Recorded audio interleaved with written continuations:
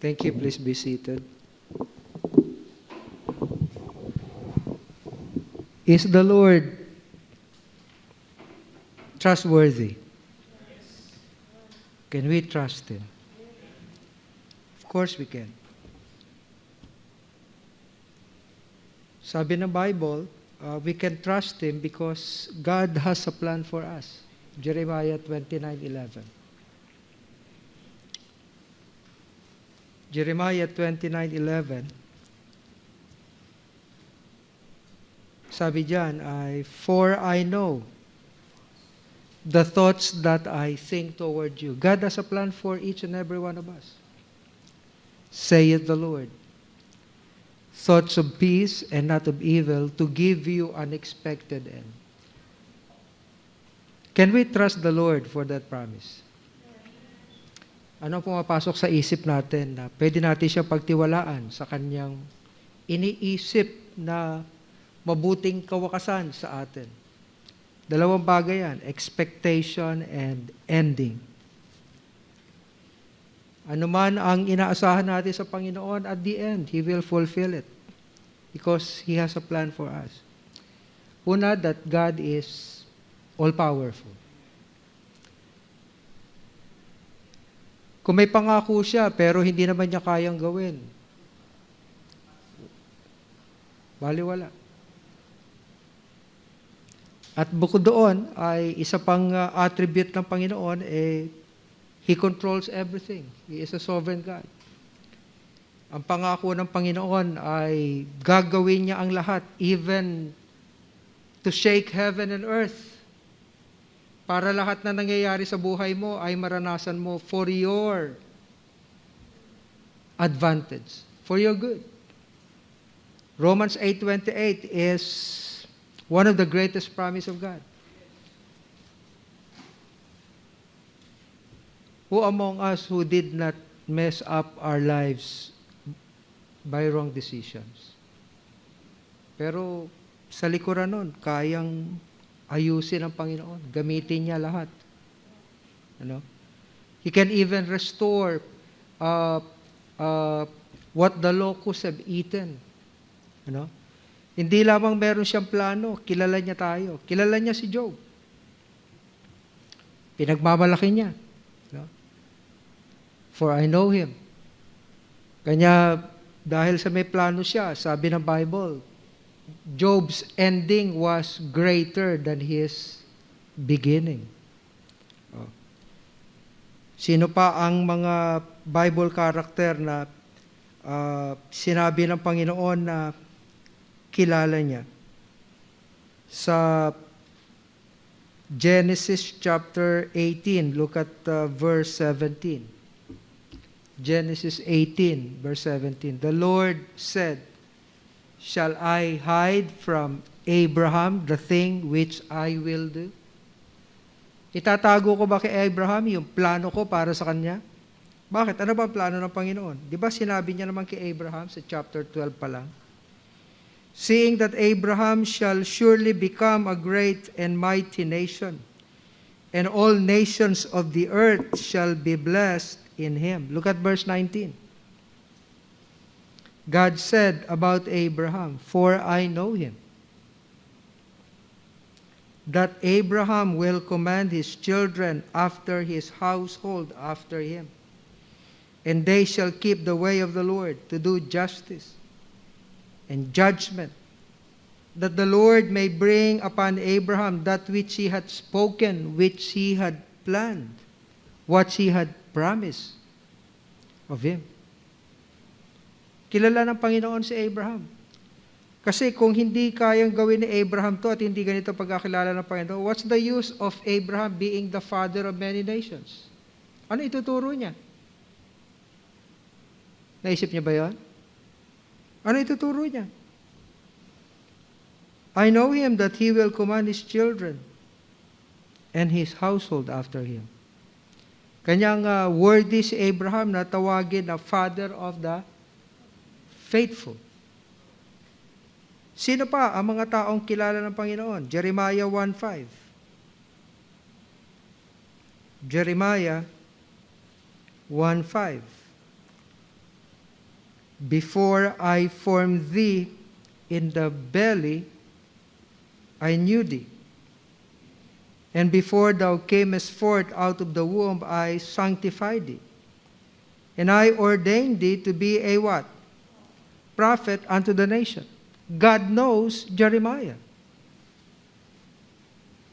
At itong verse 5 na ito ng chapter 1 ng book of Jeremiah can be applied to any one of us. God knows every one of us. May plano siya, kilala niya tayo. At kaya nating pagtiwalaan ng Panginoon sa lahat ng kanyang mga pinaplano para sa atin. Kanya nga lang, sabi nga ni Cedric kanina, kinakailangan na huwag nating higit na pahalagahan ang plano natin para sa ating sarili, kundi ang plano ng Panginoon para sa atin. Marami tayong problema, mga kapatid. And sometimes in one problem, we see more than two solutions. Pero have we considered that of those solutions, which are of God's? Oo, marami tayong palpak. Minsan, mas gusto natin yung easy way out kesa yung mga nakita natin kaninang umaga na mga plano ng Panginoon for David. Hindi siya magkakaroon ng complaints if the ways of the Lord have been easy for him. The Lord purposed him. It is necessary for his training. Sapagkat there will be 400 men na nangangailangan din to see themselves beyond what they see about themselves. Kung si David, tinignan niya lang yung sarili niya as a failure, as a vagabond, wala tayong maririnig na ganitong istorya ni David.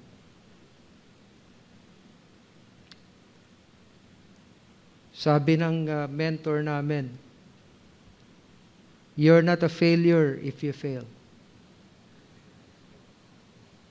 You will be a failure if you quit. Maraming mga mananampalataya quit on living the Christian life. They already surrendered their lives without a fight.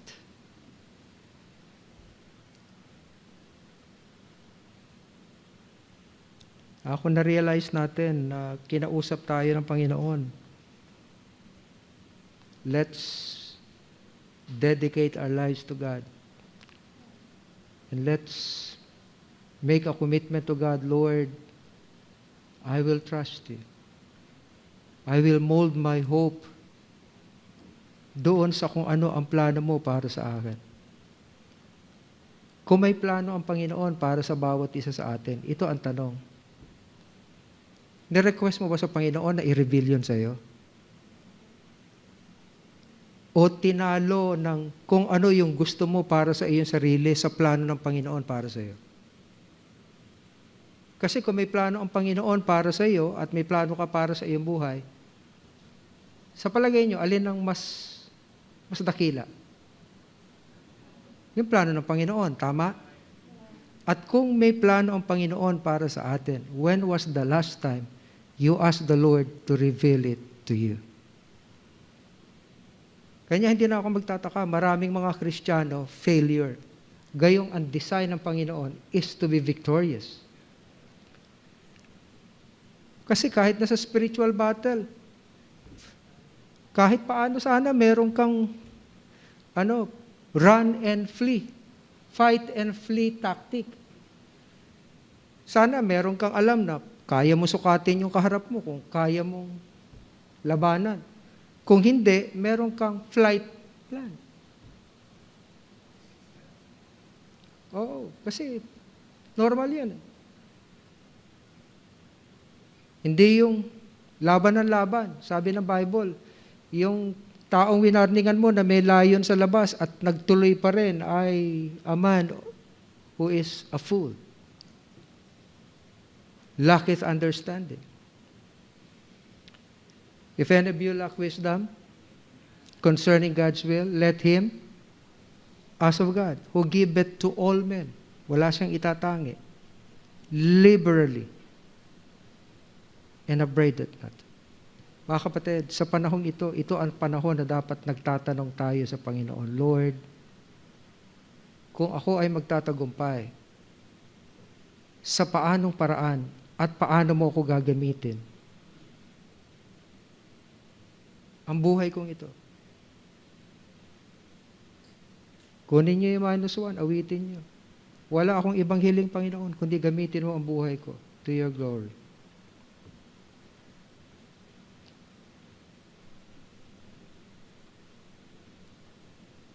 Ang dapat na maging desire ng mga mananampalataya ay gamitin ng Panginoon to His glory. If that is your request, I want you to kneel down where you are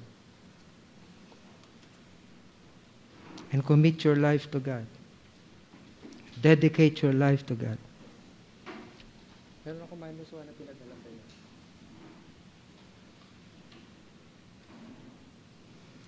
Dedicate your life to God.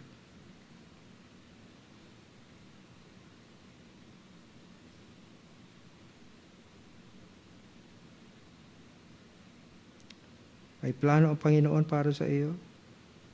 Kaya niyang i-execute. Kilala ka niya. There's only one thing you need to do. Ask the Lord to reveal His plan for you. To live a life outside God's perfect plan is a miserable life.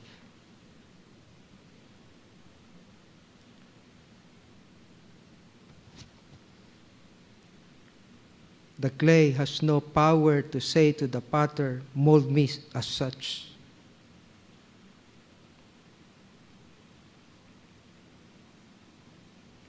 Nasa kapangyarihan ng Panginoon kung ano ang layunin niya para sa iyong buhay.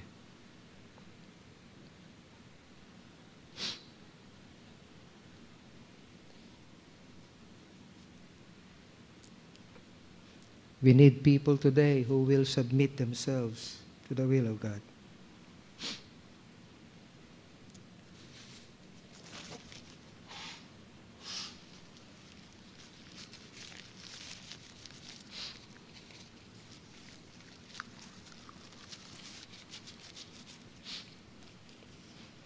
Amang Banal, maraming salamat po sa mensahe na binahagi mo sa amin sa pamagitan po ng aming kapatid.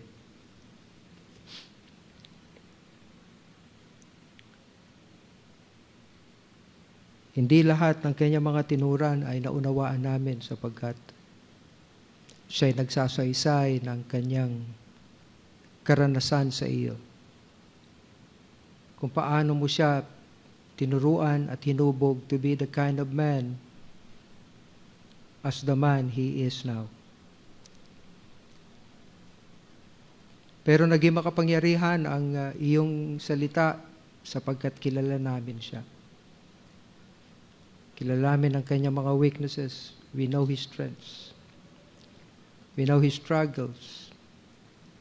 And some of us have been a part of his battle. Still ongoing battle. Maraming salamat po na this man refuses to quit. Therefore, he's not a failure. Give him the power to persevere, to keep on pressing on to your glory by your grace. Bless his family. Kayo po ang patuloy na kumilos. Kayo po ang patuloy na maluwalhati sa kanyang buhay, sa kanyang pamilya. Sapagat ang lahat po na ito ay aking dinadalangin sa pangalan ni Kristo Jesus. Amen. Sa ating offertory service ay gusto ko kayong awitan. At habang umaawit ako, you may accomplish your offering slips, approach the treasury box, and present to God your tithes and offerings.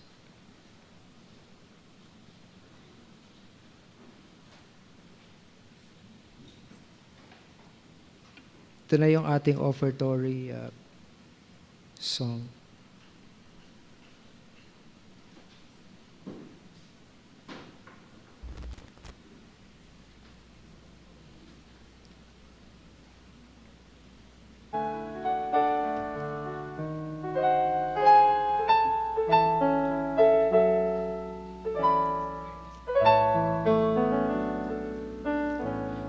The path that I have trod has brought me nearer, God, though oft it led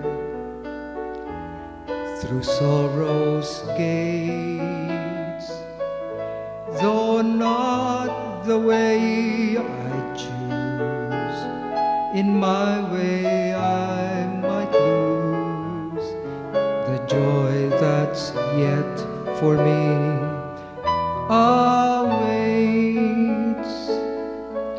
Not what I wish to be, nor where I wish to go, for who am I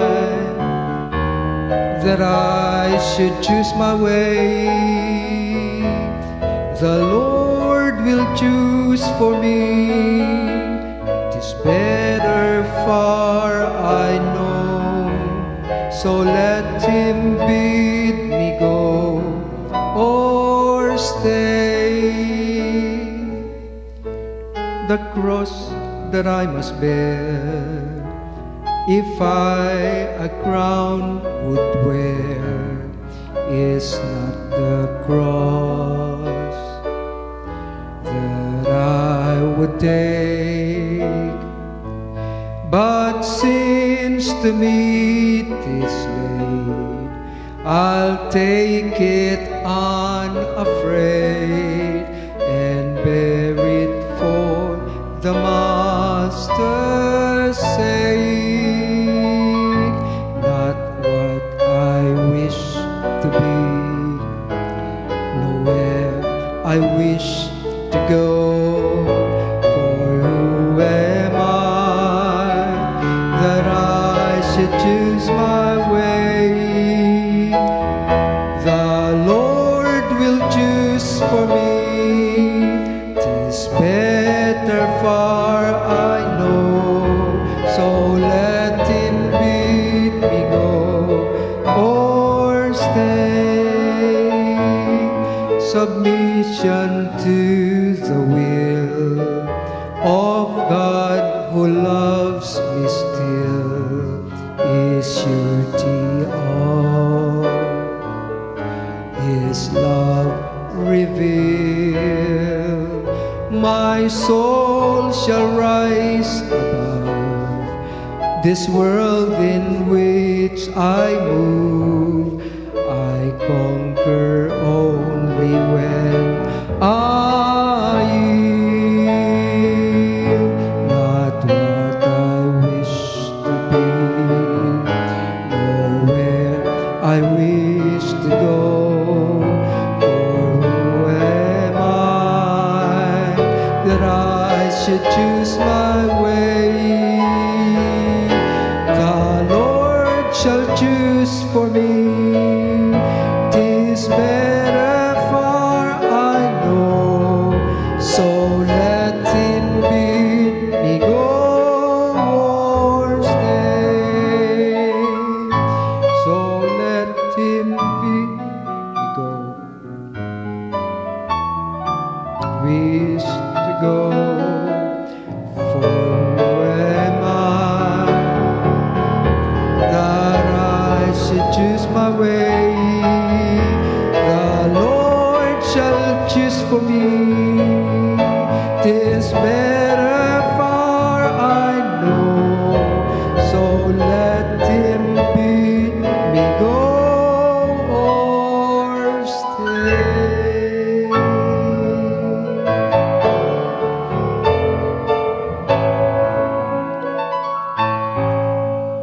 Yan ang awit na dapat awitin ng mga mananampalataya.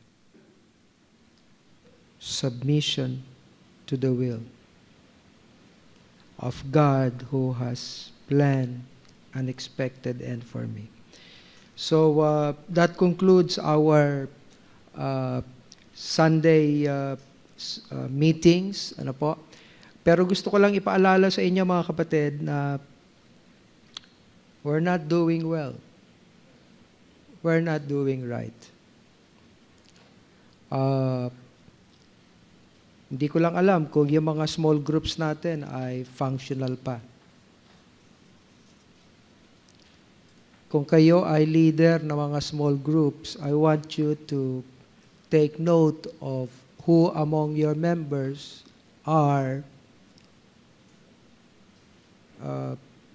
needing help so that they could fight their own battle. Sapagkat marami naman silang fear. No? Fear na baka mahawa sila. Yung iba, kahit bigyan ko ng benefit of the doubt, wala akong maibigay. Kasi, wala akong makitang pwede maging hadlang sa hindi nila pagdalo. Okay? At sa mga magulang, gusto kong sabihin na don't give up on your children.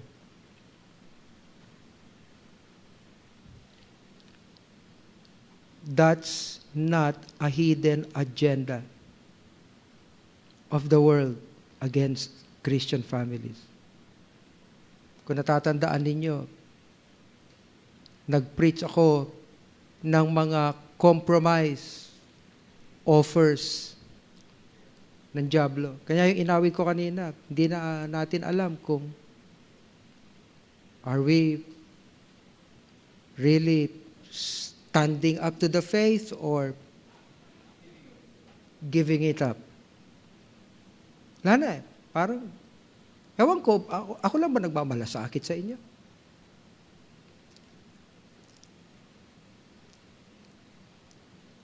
Kasi ang mga compromise ng Pharaoh sa Israelites, worship here. Huwag na kayo malis. Dito na kayo. Egypt is the picture of the world. The enemy will not hinder our worship for as long as our worship is worldly. Without the Spirit of God. O sige, di ko kayo mapigilan, lalabas kayo, sige, labas kayo, but don't go too far. Third, talaga meron kayong tatagpuan ng Panginoon, may promised land. O sige, mahabang biyahe yon. Leave your children behind. Noon pa, inaagaw na talaga na sa libutan ng ating mga anak. Noon pa. Which is the legacy that we need to raise up for God. Fourth, ano sabi niya? O sige, you may bring your children to where you want them to be with you. Pero iwanan nyo ang inyong mga alagang mga hayop. O. Alam naman natin na ang worship, giving is about worship. Paano sila makakapag-worship in the wilderness na wala silang dalang mga ihahain para sa Panginoon? Dapat malaman natin na yan ang mga strategy ng sanlibutan. Now, ako magsasalita as your leader, and by all means, I don't want just to take a walk. Okay? Sa first service natin, I want all the Sunday school teachers to be present. Sa first service. First morning service, 6 to 8. I want all the Sunday school teachers to be present 6 to 8. Bakit? Yung 9 to 11 will be the children's department so that makapagturo kayo. Okay? At yung hindi makaka-attend na mga bata natin sa 9 to 11, bring them to our afternoon service 2 to 4 at ibubukod natin sila.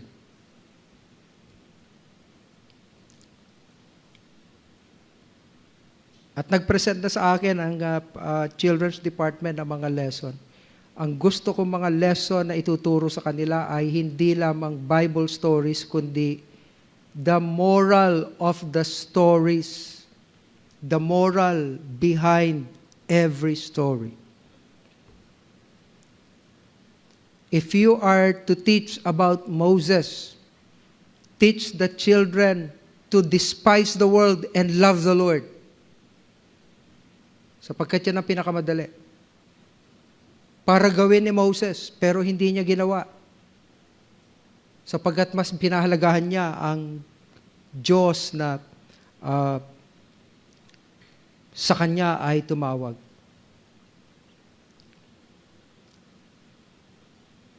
Mga Bible characters, at ang ituro natin ay yung mga contemporary Christian heroes. Oo.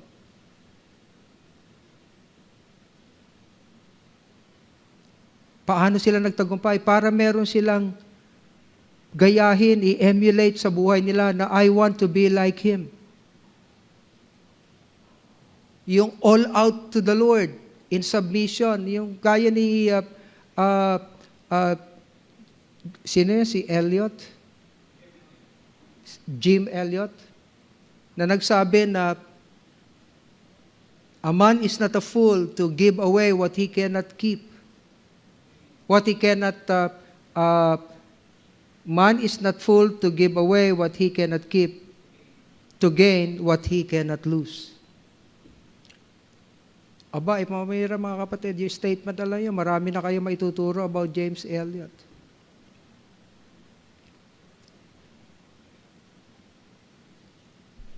Yung mga contemporary na mga tao, teach them about John Rockefeller, teach them about Paul Getty, teach them about Dr. Colgate. Ito yung mga mananampalataya na pinagyaman ng Panginoon and change the world.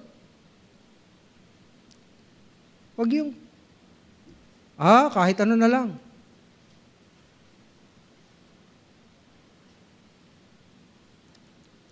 Ako nagsasabi sa inyo, ang mga bata ay hindi kakapitan ng virus.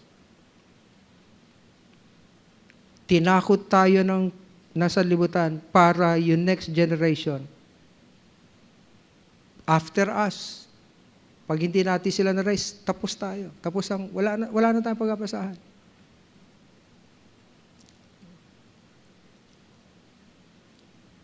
Yung mga kapatid natin na nangangailangan ng tulong, ay sabihin nyo sa kanila na, gusto ka namin tulungan, alam namin paano ka namin naabutin, pero papahintulutan mo ba kami na tulungan ka?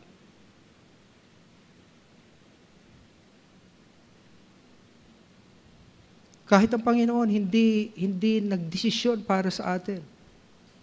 Kinakailangan natin makipag-cooperate sa plano ng Panginoon because God called us into a partnership with Him, a love relationship. Kailangan ko ba bang paulit-ulitin na ang live streaming is not and will not overrule the design of God for the church.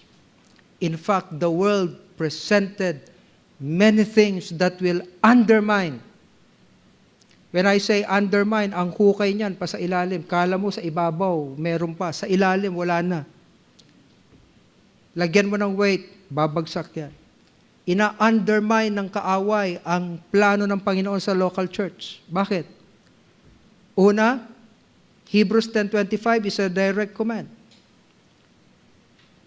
Nagbibigay tayo sa request ng gobyerno kasi hindi ito yung panahon na tayo ay makipaglaban kasi hindi naman sinasaklawan ng ating kalayaang magtipon. Nakikiusap lang naman ng gobyerno na tumulong tayo para to curb and to help the government fight this COVID. We heal as one. Bagamat alam natin na the government cannot do it, let's help ourselves. Vaccination will not do it if aim of the government is herd immunity. We do not have such amount of vaccine required for the Filipinos to have a herd immunity. Wala. Kanya talagang babagsak na naman sa responsibilidad natin. Mag-ingat, pataasin at palakasin ang ating immune system.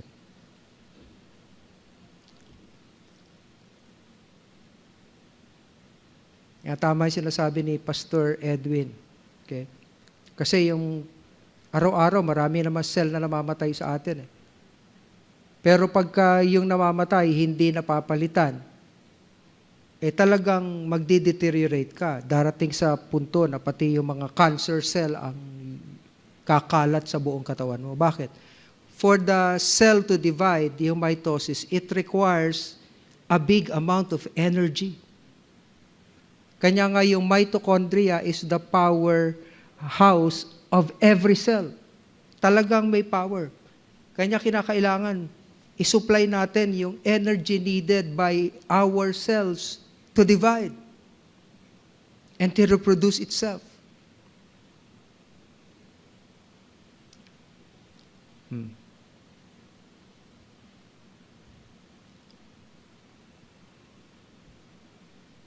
Marami. Pag-uusapan natin, paano tayo hindi aasa sa gobyerno, pero hindi tayo magiging casualty. Pagtulong-tulungan natin at pagkatapos i-share natin sa kapitbahay natin, sa community natin. Kasi pag tayo healthy, tapos mas marami ang carrier, ma-overcome pa rin tayo because there is power in number. Kanya tayo pa rin ang sasagutin.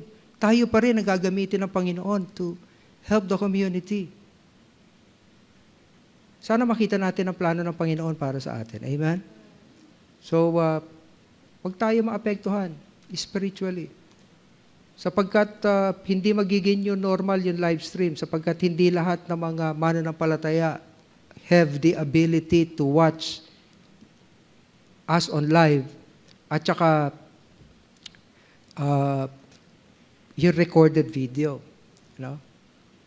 Kasi, hindi ko alam kung hindi nila alam o hindi lang talaga sila sumusunod sa instruction. O ano yung instruction ko last week na hindi nyo nasusunod?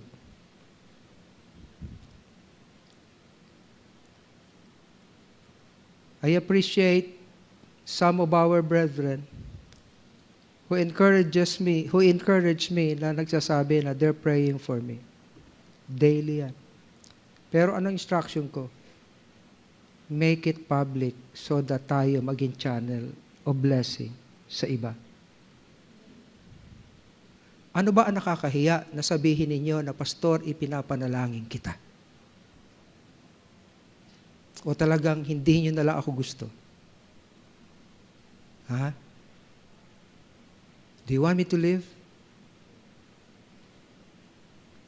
Seryoso ako. I can assign preachers. Like I did today. Do you really want me to live? Ba't hindi nyo pinapakinggan? Kanina lang yung instruction, yung assignment. Hello? Makinig naman tayo mga kapatid. Makinig tayo. Sabi ko, kung hindi ako araw-araw nagpo-post, siguro 3 or 4 times a week, meron akong posting. Several posts every day. Doon ka maglagay kahit na hindi relevant doon sa post ko, Pastor, I have prayed for you today. At wag mo ilalagay doon just for the sake na ma-accomplish yung objective natin. Talagang ipanalangin mo ako. Kasi pagka wala akong makikitang ganyan, mga kapatid, isa lang iniisip ko, you don't want me to stay longer here. And if that's what you want, who am I to fight against you?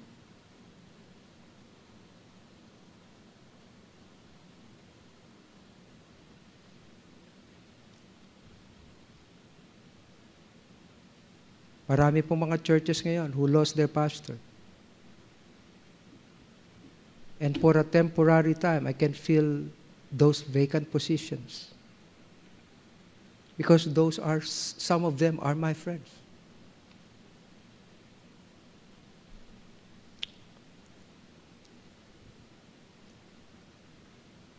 Ready na ako. Walang problema. Kung yun ang gusto niya, walang problema.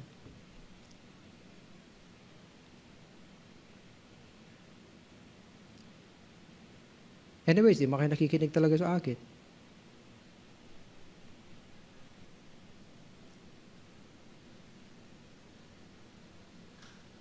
Siguro, mas makikinig kayo kung from among yourselves ang magtuturo sa inyo.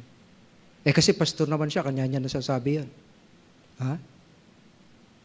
May ganon? Word of God yun eh.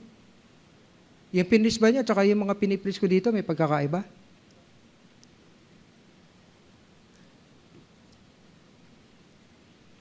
Yung mga binabanggit niya, tinulungan niya, wala nga rito ngayon eh.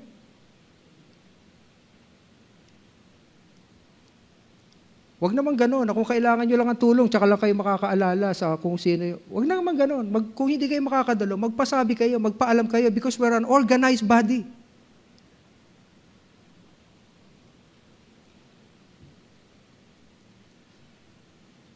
Ina-undermine ng kaaway through this pandemic ang plano ng Panginoon sa local churches.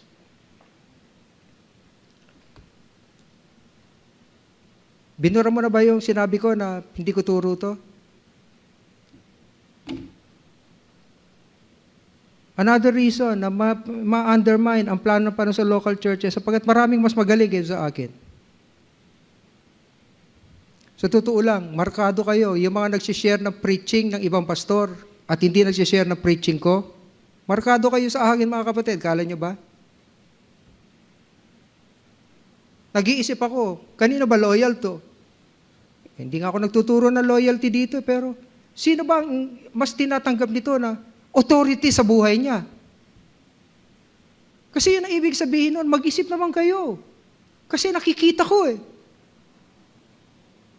Mag-isip kayo mga kapatid, wala akong hindi gagawin, wala akong hindi ibibigay para sa church na ito. I-consider nyo lang yon.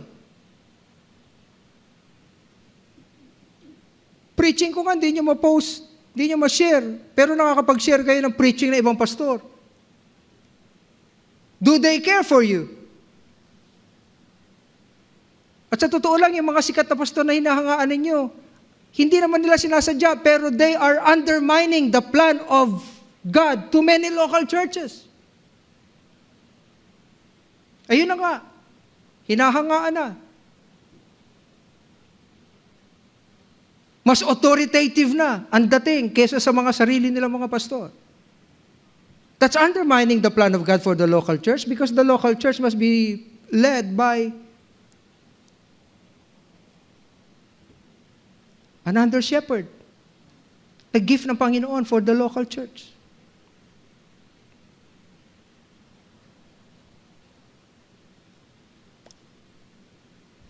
Mangyayari niyan, kanya-kanya tayo, kung anong gusto nating gawin, yun ang gagawin natin. Hindi naman yun ang dapat na mangyari.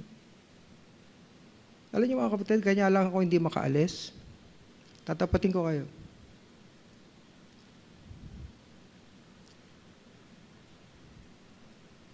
Kasi tinawag ako ng Panginoon magpastor sa Metro-Laguna Baptist Church.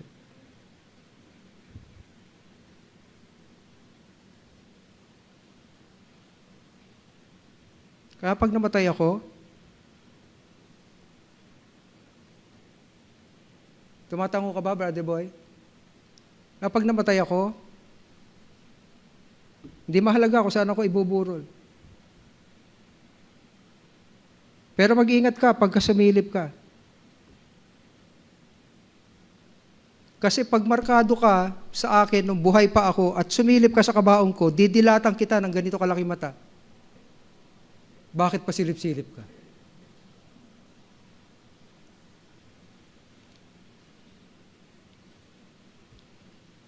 Preaching kanina, ngayon tayo kinakailangan magsama-sama.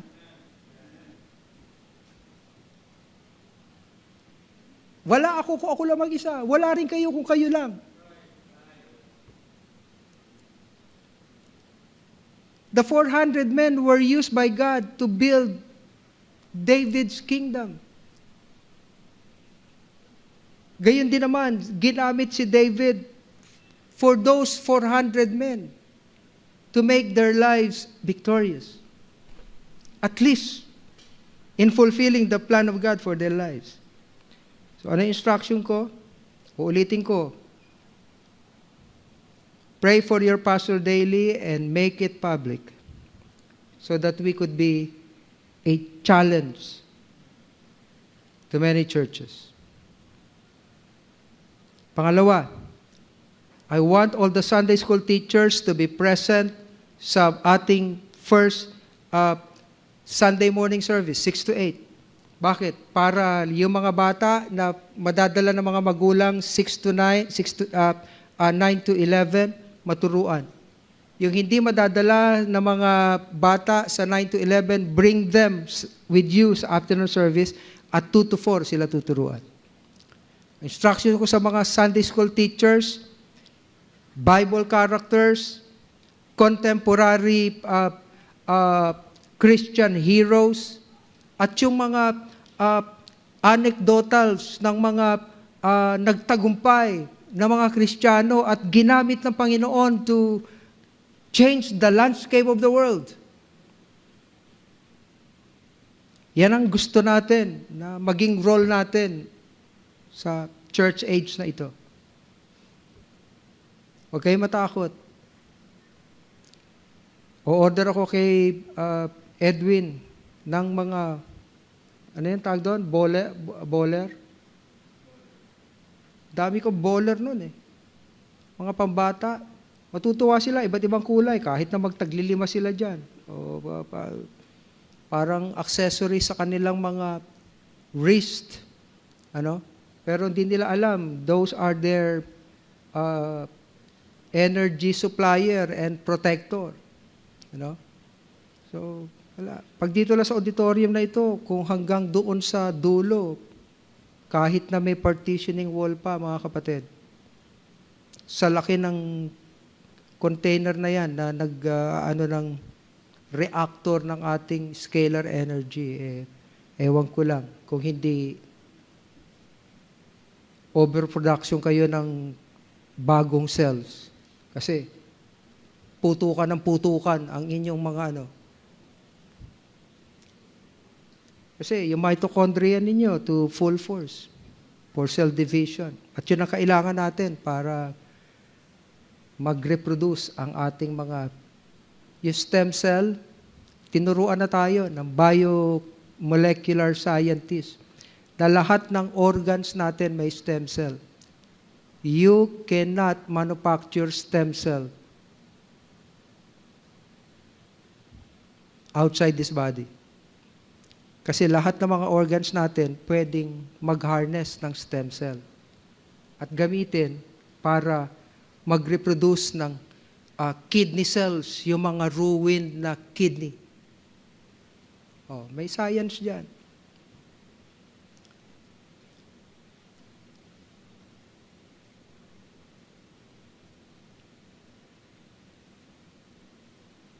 Take notes. Ang mga instructions sa inyo na inyong pastor, yun ang magbibigay sa atin ng tagumpay, individually and collectively as families and as a local church. So yun lang muna. I want to see encouraging public notes. Pastor, I have prayed for you today. You and your family.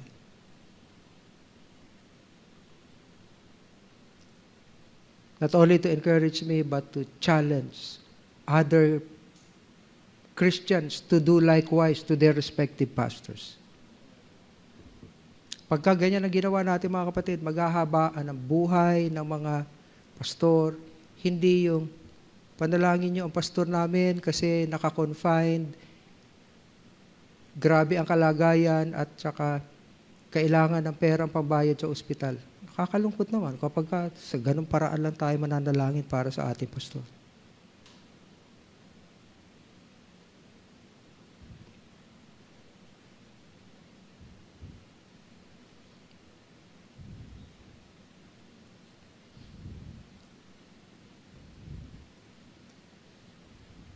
At in fact, nagpapasalamat ako na nung ako ay mag-COVID positive, marami ang nag-express ng inyong pag-ibig.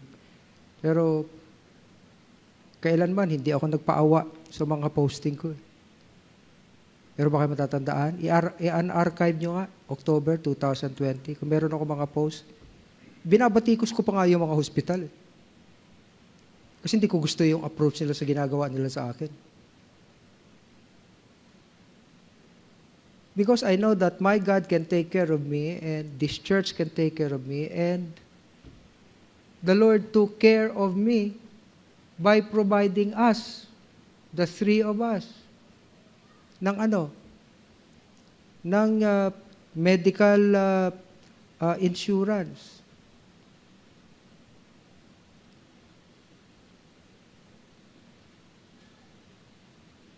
Sa totoo lang, nung na-confine ako, wala naman ako binayaran kahit 5. Na-confine na asawa ko, wala nabayaran kahit 5.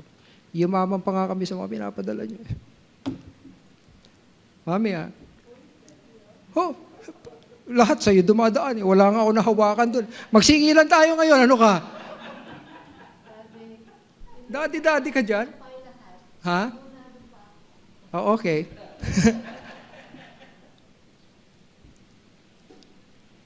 Naawa talaga ako sa mga pastor, mga kapatid. Kagaganda ng mga building nila pagkatapos, pray for our pastor.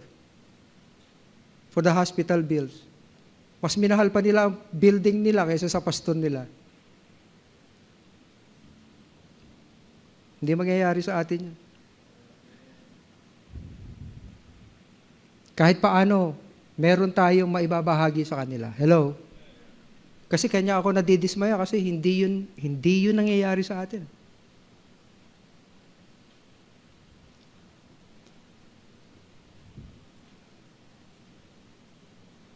Alam niyo ba na merong isang member tayo na nung sinabi ko lang na kung hindi ko idediretso yung tuhod ko last week, sasaya yung tuhod ko sa flooring. Tsaka namamanhid. Hanggang ngayon, namamanhid ang binti ko. Namamanhid ang mga daliri ko sa paa. Tinitingnan ko na lang na mangitim. Alam mo, sabi ng member na yon, Pastor, kinakailangan patingin ka sa diabeticology. Diabeticologist.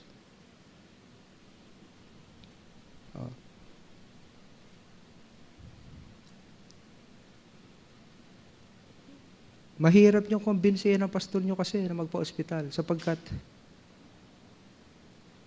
kung paano ako mamamatay at kailan ako mamamatay, nakatalaga na yun eh. Ba't ko ba problemahin? Pero hanggat hindi ako namamatay, alagaan niyo ako. Pakainin niyo ako ng mga ganyang kalalapad na dahon na mga insulin leaves. Talaga namang kandaluluha ako kanina sa asim ng inangata ako. Pero sabi ko, sige, kung makakatulong sa akin. Yung mga iniihian ng aso ko sa likod, puhugasan lang ng konti, lalamunin ko na. Oh.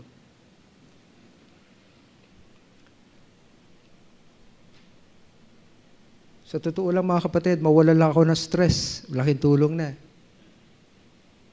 Wala lang ako ng stress, malaking tulong na. Kaya nga sabi ko, a pastor full of joy makes a church joyful. That they may do it with joy and not with grief. For that is unprofitable for all of us. Bakit ako mag-iisip na umalis? Kung masaya ako. Ha? Unprofitable for you kasi parating ganito usapan natin. Bakit naman ganito? Kahit naman siguro may mag-interim pastor dito, ganito rin ang idudulot sa inyo, baka mas mamatay nang mauna pa sa aging mamatay.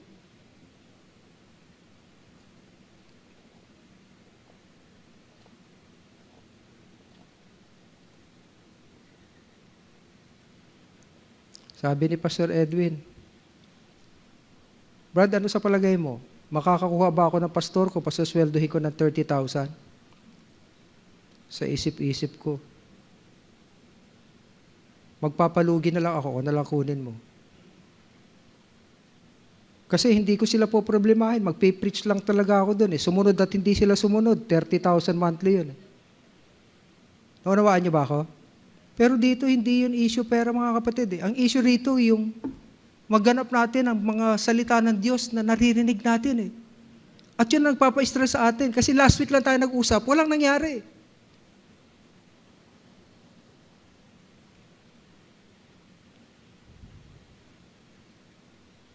Last week lang tayo nag-usap. Wala nangyari. Paano naman hindi may stress ang pastor niyo yan?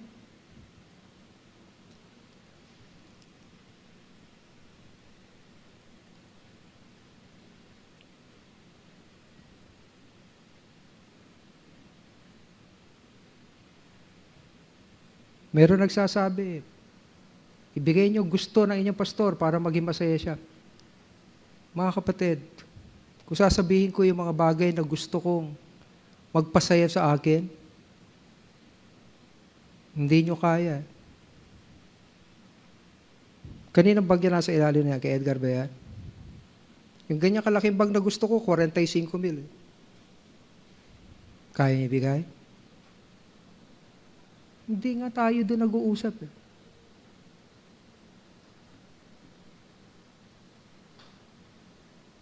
Sumunod lang kayo sa Panginoon.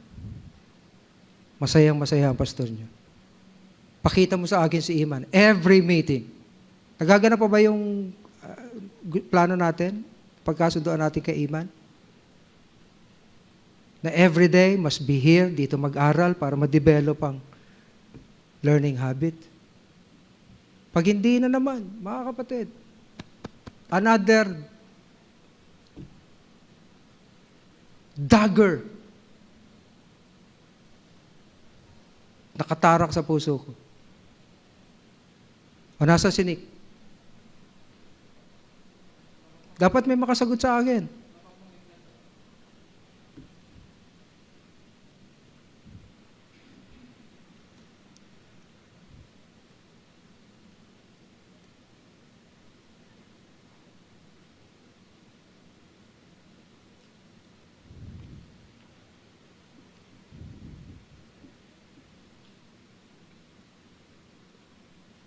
Mahal niyo pa ba ang Panginoon?